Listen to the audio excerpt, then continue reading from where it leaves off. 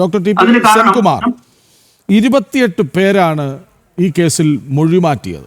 അതാകട്ടെ സിനിമാക്കാർ, ദിലീപിൻ്റെ ബന്ധുക്കൾ, അടുത്ത സുഹൃത്തുക്കൾ ഒക്കെയാണ്.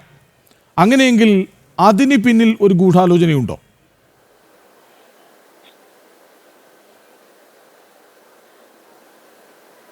ഈ മൊഴി മാറ്റി എന്നൊക്കെ എപ്പോഴും പറയാൻ പറ്റുമോ?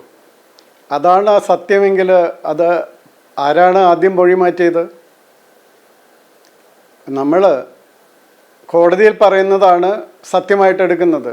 ആ കോടതിയിൽ എടുക്കാൻ പറ്റുള്ളൂ. അതാണ് നിയമം.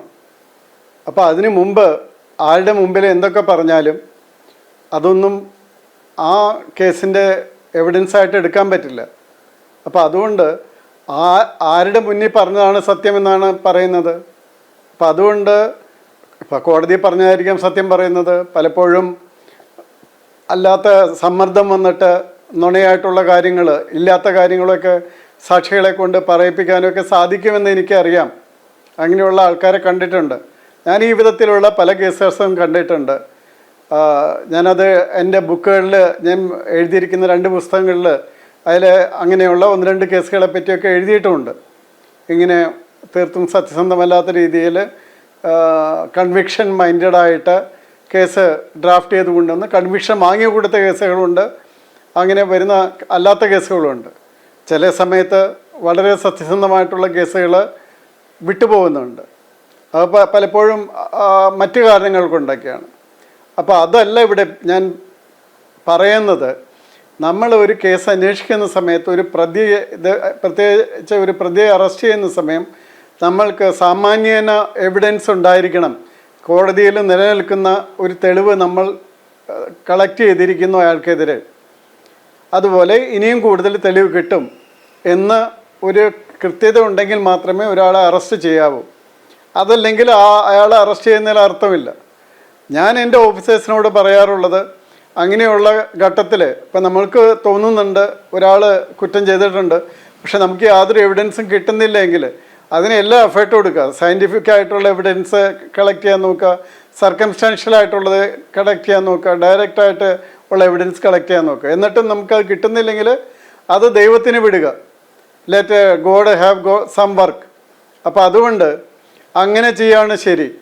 അതല്ലാതെ നമ്മളുടെ സംശയത്തിൻ്റെ പേരിൽ ഒരാളെ അറസ്റ്റ് ചെയ്യുകയും അയാളെ ഉള്ളിലിടുകയും അതിനുശേഷം അയാളെ കോമ്പൻസേറ്റ് ചെയ്യാൻ നമുക്ക് സാധ്യമാവില്ല. ഇപ്പോൾ അത്രയും ഇഷ്യൂസൊക്കെ വരുമെന്ന് എനിക്കറിയില്ല ഇതിൽ. പക്ഷേ ആ കോമ്പൻസേഷൻ എങ്ങനെ കൊടുക്കാൻ പറ്റും? നമുക്ക് ഒരു ഇല്ലീഗൽ ആയിട്ട് ഇത്രയും വർഷം ഒരാളുടെ കളയാണെങ്കിൽ അയാൾക്കുണ്ടാകുന്ന നീതി നിഷേധം, അയാൾക്കുണ്ടായ അപമാനം, അയാൾക്കുണ്ടായിരുന്ന പേഴ്സണൽ ബുദ്ധിമുട്ട്, അയാൾക്ക് നഷ്ടപ്പെട്ട അവസരങ്ങൾ, അതൊക്കെ കൊടുക്കാൻ പറ്റും. ഇതിപ്പോൾ അത് ദിലീപ് ആണ് എന്ന് പറയുന്നതുകൊണ്ടല്ലേ പ്രശ്നം വരുന്നത്. അപ്പോൾ ആവശ്യത്തിന് എവിഡൻസ് കളക്ട് ചെയ്തതിന് ശേഷം മാത്രം അയാളെ അറസ്റ്റ് ചെയ്യുകയാണെങ്കിൽ ഈ പ്രശ്നം ഉണ്ടാകുമായിരുന്നില്ല. അപ്പോൾ അതുകൊണ്ടാണ് ഞാൻ DGP ആയിട്ട് മാറിക്കഴിഞ്ഞതിന് ശേഷം എൻ്റെ അടുത്ത് മാധ്യമങ്ങൾ വന്ന സമയത്ത് എന്നോട് ചോദിച്ചിരുന്നു. അപ്പോൾ ആ സമയത്താണ് ഞാൻ പറയുന്നത്, ഞാൻ മാറുന്നത് വരെ ആളെ അറസ്റ്റ് ചെയ്യുന്നതിനുള്ള എവിഡൻസ് ഉണ്ടായിട്ടില്ല. അതെനിക്ക് പറയാൻ പറ്റുള്ളൂ. അതിന് ശേഷം എന്ത് നടന്നു എന്ന് എനിക്ക് പറയാൻ പറ്റില്ല. അപ്പോൾ എവിഡൻസ് കളക്ട് ചെയ്തോ എവിഡൻസ് ഉണ്ടാക്കിയോ എന്നൊക്കെ എനിക്കറിയാൻ പറ്റാത്ത കാര്യങ്ങളാണ്. പക്ഷേ അതുവരെ, അതായത് 2017 ജൂൺ 30 വരെ ഇതിൽ എവിഡൻസ് ഒന്നും ഉണ്ടായിട്ടില്ല എന്ന് എനിക്ക് പറയാൻ പറ്റും കൃത്യമായിട്ട്. അതാണ് എന്നെ അറിയിച്ചിട്ടുള്ളത്. അപ്പോൾ ആ അറിയിപ്പേ എനിക്ക് പറയാൻ പറ്റുള്ളൂ. അപ്പോൾ അതനുസരിച്ചാണ് എനിക്ക് ഈ കേസിൽ ഇതിനെപ്പറ്റി പറയുക. പിന്നെ ഇതിൽ പീഡിത എന്ന് പറയുന്ന അവർക്ക് വളരെ രൂക്ഷമായിട്ടുള്ളൊരു കാര്യമാണ്. തീർച്ചയായിട്ടും ഇതിന് കർശനമായിട്ടുള്ള ശിക്ഷ ഇത് ചെയ്തവർക്ക് കൊടുക്കേണ്ടതാണ്. പക്ഷേ ഇതൊക്കെ നമ്മൾ ശ്രദ്ധിക്കേണ്ടത് എന്താണെന്ന് വെച്ചാൽ, ഇത്തരം ക്രിമിനൽ സ്വഭാവമുള്ളവരെ, കാരണം ഇയാൾ ഇതിനു മുമ്പും ഇതുപോലുള്ള അറ്റംപ്റ്റ്സും നടപടികളൊക്കെ ഇയാളുടെ ഭാഗത്തുനിന്ന്, ഈ 1-ാം പ്രതിയുടെ ഭാഗത്തുനിന്ന് ഉണ്ടായിട്ടുള്ളതായിട്ടാണ് പറയുന്നത്. അങ്ങനെയുള്ളവരെ സിനിമാ ഫീൽഡിലൊക്കെ എൻഗേജ് ചെയ്യുന്നത് തന്നെ വളരെ തെറ്റാണ്. ഇപ്പോൾ ഇയാളൊരു സിനിമാ നടൻ്റെ ഡ്രൈവറായിരുന്നു വളരെ നാളെന്ന് പറയുന്നു. അപ്പോൾ ആ നടനൊക്കെ ഇയാളുടെ ക്യാരക്ടർ ഏകദേശം അറിയാമായിരിക്കും. ഇപ്പോൾ ആ നടനാണ് ഇതിലെ ആളെന്ന് പറയാൻ പറ്റും. അപ്പോൾ ആ ക്രിമിനാലിറ്റി ഇയാൾ ചെയ്യുന്നത് ഇയാൾക്കും ആളുടെ ഇതിന് മുമ്പ് ചെയ്ത് പരിചയമുള്ളത് കൊണ്ടായിരിക്കണം ഇത്ര കൃത്യമായിട്ട് ഈ രീതിയിൽ അയാൾ അത് ചെയ്യുന്നത്. അപ്പോൾ ഇതിനു മുമ്പ് ഇത് സംഭവങ്ങളുണ്ടായിട്ട് റിപ്പോർട്ട് ചെയ്യാത്ത കേസുകൾ ഉണ്ടായിരിക്കണം. അപ്പോൾ അങ്ങനെയുള്ളൊരു ആളുടെ കൂടെ അയാൾക്ക് അതുകൊണ്ടാണല്ലോ വീഡിയോ എടുക്കുന്നതും ഒക്കെ ചെയ്യുന്നതും എല്ലാം ചെയ്തു വെച്ചതും ഒക്കെ.